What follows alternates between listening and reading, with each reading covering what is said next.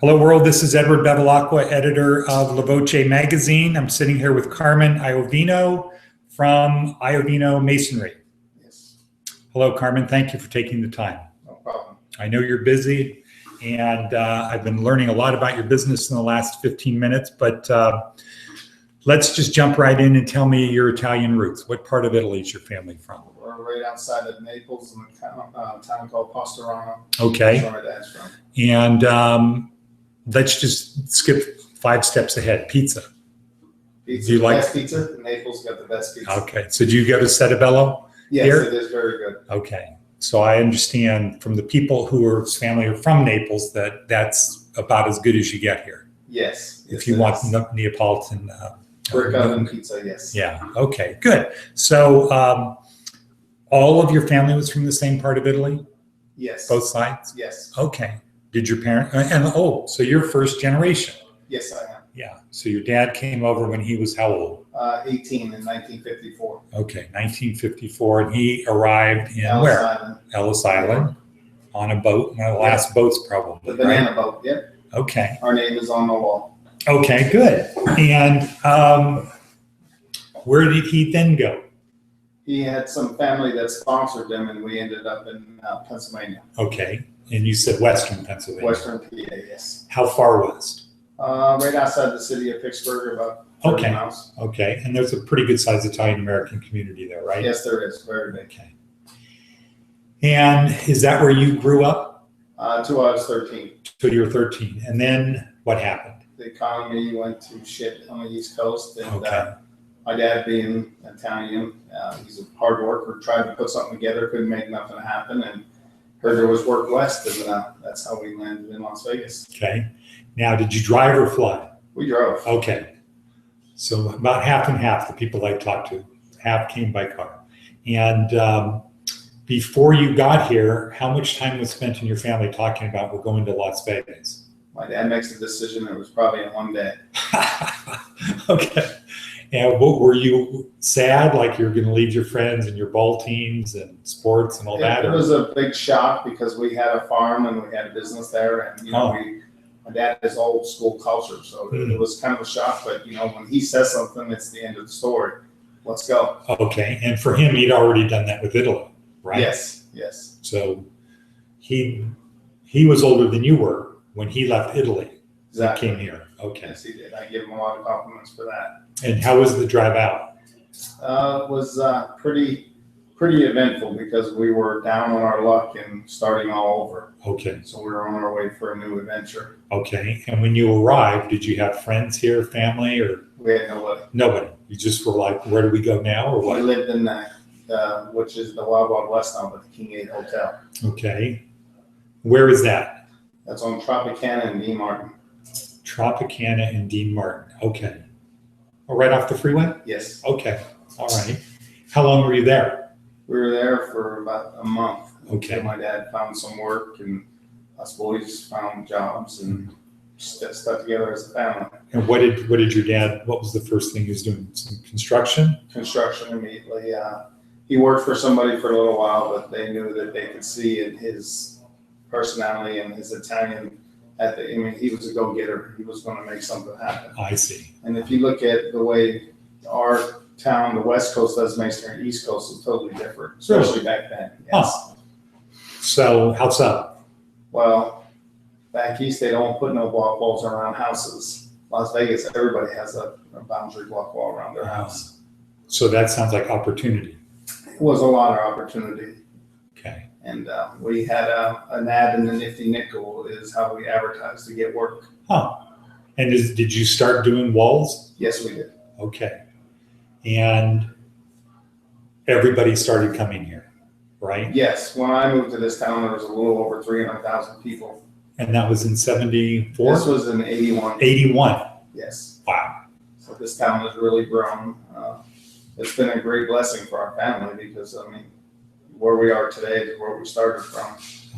So block wall, can I call that masonry? Yes, you can. Okay. And what are your family's roots in masonry? Well, my dad was, he carried stone when he was a kid in Italy as a little boy. He got paid a pretty low wage, and carried the rock and the stone quarries up there. Okay, what kind of, was this like marble or granite or? It was just rock up Oh. there where they're from. And, he lost his dad in World War II, so and their house got blown up. So they were through a lot of. Okay, so tell me, what does that mean, carried rock? What do you do with it? Well, they were building walls out of, boulders and rocks and Okay. houses. That's what they used for the basements. I see. Okay, so he learned that business. Yes, and that's how he started a little bit. And then my grandma's had some family already here in the U.S. and they sponsored them, and that's how I I see. got to come over on the boat. Okay, so when your dad got here, was his first thing to get back in masonry? Whatever he could do. Okay, whatever he could do. Then once he got going, then he wanted to get into masonry? Well, we were immediately in masonry. I mean, concrete and cement was his background. Okay. So. And I have no doubt that you know that the Roman history of cement. Exactly. No, we're supposed to be some of the best masons. Yeah. We are the best masons. Yeah. Did you know about Caesar building the first bridge across the Rhine River? Yes. Yeah. And having to use concrete, or I guess what would that be? Concrete or cement? Concrete. Concrete. And so you feel comfortable with it? Oh, yes. Yes. I love it because there's something you get to leave and look at. So no matter when you drive around town, you can drive and tell friends and family, well, I did that or I did this. So there's something left there. No matter, even when I'm gone, there'll be something I did here. And with this type of stuff you do with stone or masonry, it lasts. Yes, it right. does. I mean, it's not like it's beyond our lifetime for sure. Yeah. Most of it. You never got into tilt-up stuff? No. Different thing. Different area. Yeah, like we were talking about earlier, putting rocks together, you have to be sort of like putting a jigsaw puzzle together. Yeah, you got to be like artistic. An artist. Yeah, you have to be artistic. You got to have patience. You got to fit the puzzle together. It's all got to look right at the end. Yeah. Well, that would be the big thing. It could be structurally sound, but if it looks like it's just a pile of rock, it's not that good. Exactly. Okay. It's got to have a look to it. I mean, the right look. I'm thinking about out in Henderson in the hills. There's a lot of retaining walls out there for lots that were clear, right? Every time we go higher in the hills, there's more and more retaining walls and rockery walls. Wow. So then how did you start in the business? You started working with your dad. When I was big enough, we went to work. I had 5 brothers.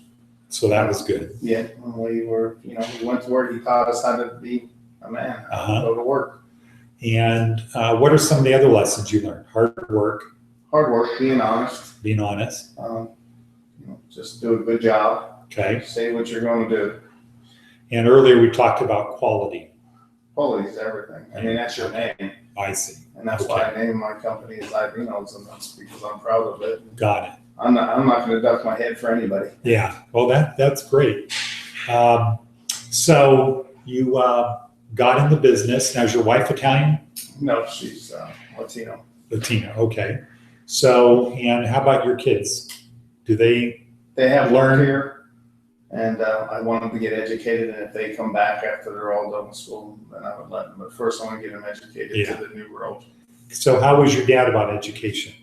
Well, my dad went to 3rd grade in Italy, and that was about it. Okay. So it was a whole different era, a whole different time. So his thing was, we got to work, we got to take care of the family, yes, work hard, do these things. Times have changed. I mean, technology is coming, and you got to chase the new way. And my dad understands that. He's still living to this day. He's 80. And Still working? Still working. Putting in a hard day's work? He will to the day he dies. That's like my dad, who's 87. God bless him. Your dad looks well. I have met him. Yeah, thank you.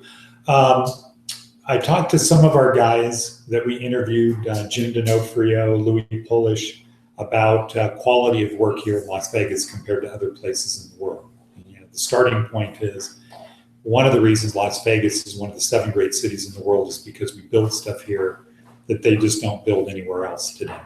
I agree. Do you agree with that? Yeah, I agree with that. I mean, we spend money like no other in this town to make it cool different. I mean, we got a New York here, we got the Italy here. That's true. Paris. You know, we got Paris. I mean, we got a lot of cool Got the things. Egyptian pyramids. And the Las Vegas Strip, they tear down as fast as they put up just to bring new in and all of that. So I mean, there's a lot of talent down there. Well, and if you think about it, this is a major city built in the middle of the desert, right? The Italians, yeah. Yeah, right, exactly. And we didn't have this waterway for trade like other places, and so what do you do to get 42 million people to come to the middle of the desert? You have to build things that they want to come and see and do. And so I was talking to Jim D'Onofrio and Louis Polish about the quality of the work.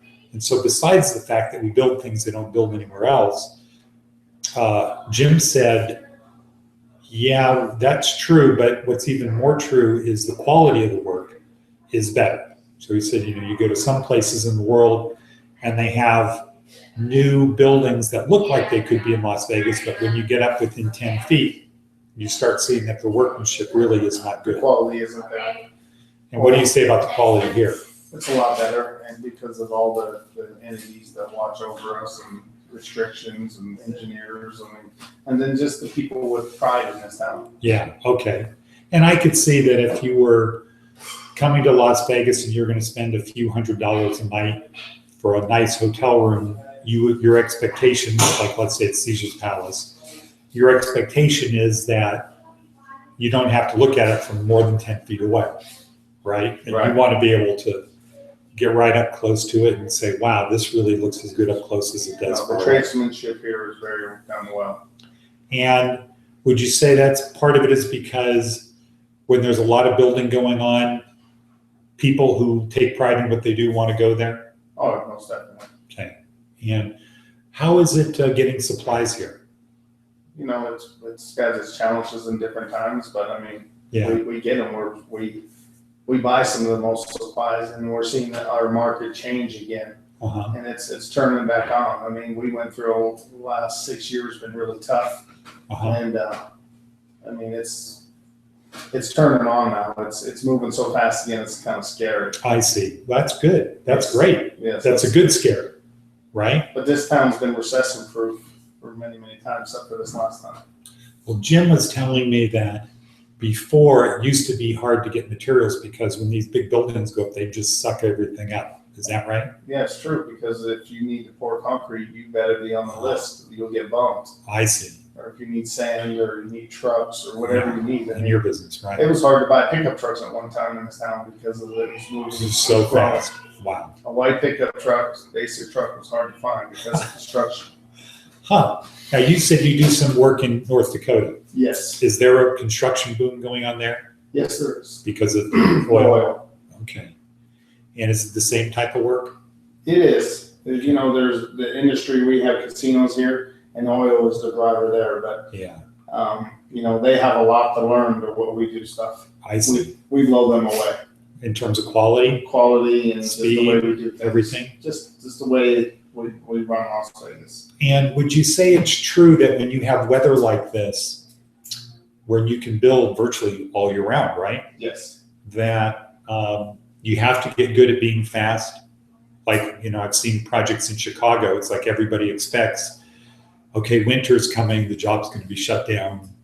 Vegas keeps going. Yeah, just keep it just as fast as you can go. Yeah, with quality. I go back east and still have some family there, and you will tell them you'll see this many houses under construction, and they can't grasp that because 10 houses at one time is a lot to them. Sure. You might have 1,000 under construction here. Wow. So they don't know how to grasp it. They almost think you're lying, but you have to come here to see it. Well, Louis told me, I think he said they've done 30,000 houses or something like that, just some huge number. But then it was, but that's not really a lot compared to how many houses have been built here in the last 30 years. When you figure one builder I was working for, I was going over 3,000 houses a year with one client. Wow.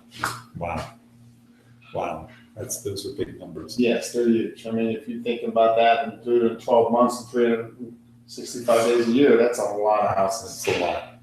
And you said it's coming back. It is very strong. Speaking about construction and speed, do you ever watch the new arena? You ever drive down there? Yes, I've been pretty amazed.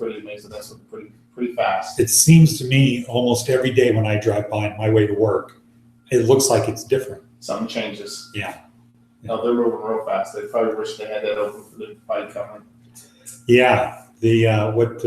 Floyd. I was with Gavin Maloof last weekend as he's promoting people buying tickets. And he said, this is supposed to be one of the 3 best arenas in the world. This is Vegas. Yeah. Okay. Well, that's the right answer. So, Carmen, we're gonna conclude this, but I have one last question. Yes. When you were growing up, was it sauce or gravy? It was gravy. Okay. All right. Good. Thank you. Thanks for your time.